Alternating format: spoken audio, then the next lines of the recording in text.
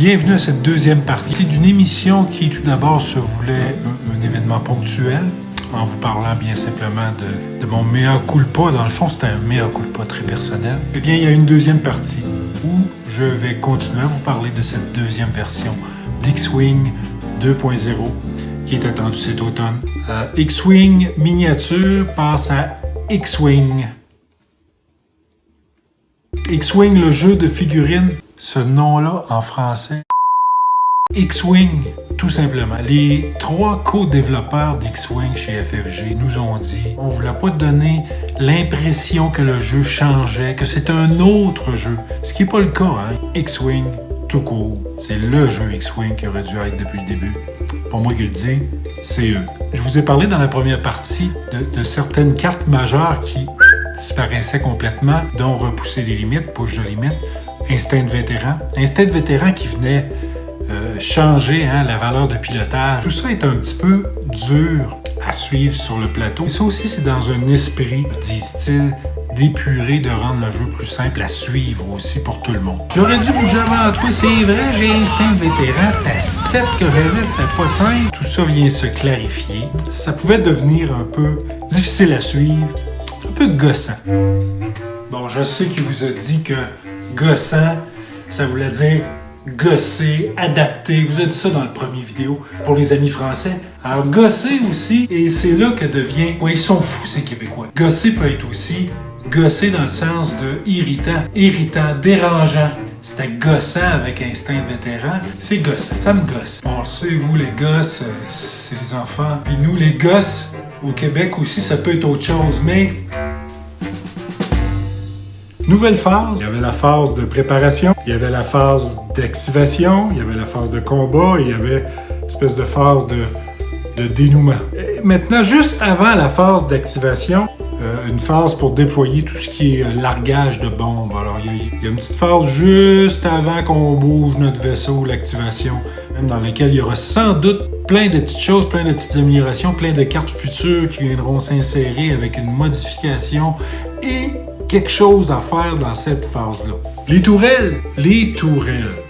C'est fini les tourelles à 360 degrés. Non, là, il va falloir que dans la phase d'activation, on fasse l'action de mettre la tourelle au bon endroit, viser à la bonne place. Un peu à la manière de ce que le Shadowcaster nous a apporté comme action pour bouger cet arc mobile. Alors, il y aura un arc mobile pour tout ce qui est tourelle. Les ajouts de dés, là, les cartes de modification qui nous donnent des ajouts de dés. Il semble que, et encore qu'on n'a pas vu l'ensemble des cartes, là, même si FFG nous a montré beaucoup de choses dans les kits de conversion, il semble que les dés sont rares. Là. Les dés ajoutés sont rares. Les dés modifiés, ça devient beaucoup des modifications de dés.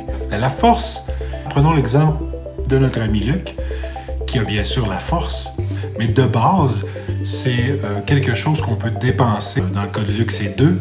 Alors, on dépense le jeton de force dans un premier camp pour, par exemple, changer un résultat focus en résultat hit, en résultat qui a touché. Bon, il y a d'autres pilotes, évidemment, qui vont pouvoir avoir cette capacité-là. Et nul doute que ces cartes-là seront dispendieuses, car nous le rappelons, on n'en a aucune espèce d'idée. Il n'y a pas de numéro de valeur sur les cartes. La portée 0. Portée 0, c'est pas compliqué. La portée 0, tu touches le vaisseau. Voilà. Il y a des séquences d'actions. Il y a des actions qui sont rouges. Il y a des séquences d'actions qui vous permettent, comme par exemple, ici, de faire une action. Je voulais vous montrer, en fin de compte, cette carte qui a été offerte aux championnats mondiaux. Et comme moi, je ne participe pas aux championnats mondiaux, alors ces cartes-là me coûtent une fortune. Bref, vous voyez la séquence d'action ici qui est, par exemple, lorsque vous faites une action de boost ou de tonneau, vous avez la possibilité de faire une action focus en deuxième, qui est une action rouge, alors qui est une espèce de push de limite, mais relativement limitée quand même. Vous remarquerez que sur les cartes, les arcs de tir, on a enlevé le texte de tout ce qui faisait référence aux arcs de tir en utilisant plutôt des petits symboles.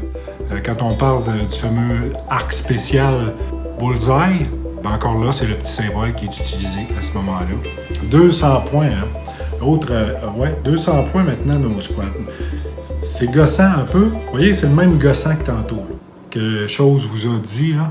Alors, c'est un peu gossant de ne pas savoir le numéro des cartes. Il faut comprendre qu'il n'y aura pas une multiplication de vaisseaux, même si on a 200 points. Là. Les vaisseaux vont être augmenter beaucoup de valeur. Ça permet à FFG d'ajuster plus facilement qu'un escadron à 100 points. Alors, en ayant 200 points, même si on augmente la valeur pour dire quelque chose, je vous explique pas ça, les amis français. Il fallait que je dise quelque chose, alors j'ai dit ça. C'est ça. Pour dire quelque chose, j'aurais pu dire d'autres choses, mais je décide de dire ça. Comme exemple. Voilà. Comme exemple. C'est ça que ça veut dire. Alors, une carte comme la Comtesse, qu'on connaît bien, qui a, je le rappelle, vous voyez, ça c'est intégré, comme je disais tantôt, l'espèce de carte titre qui existait avant, qui te permettait d'avoir un jeton d'évasion gratuit. Ben là, ça fait partie des choses qui sont standards sur les TIE Defender. Mais on voit qu'il y a un shield de plus. Alors, ça devient des vaisseaux avec l'ensemble des actions, y compris un boost. Écoute, c'est des bombes, ces vaisseaux-là, si on les lit tels quels. Alors, la valeur de pointage risque d'être quand même assez élevée.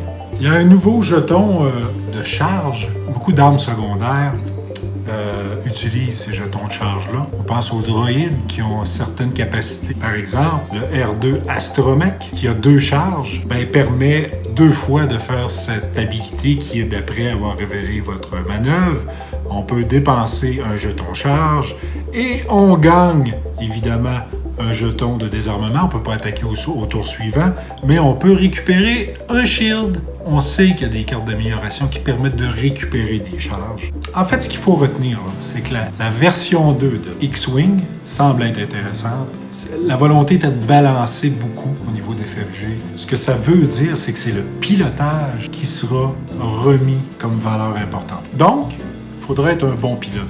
Allez, ça fait le tour pour aujourd'hui. Vidéo de la Frog qui s'en vient, une entrevue avec Michael Junot. Ouais, le Michael Junot, celui-là même qui est un grand Manitou du module Vassal, ce module en ligne qui nous permet de jouer de façon incroyable et qui a toujours été le seul et unique module à jour très rapidement dans tous les changements. On va lui parler de ce qu'il pense de la V2, du module Vassal en V2, comment ça va marcher. Bye!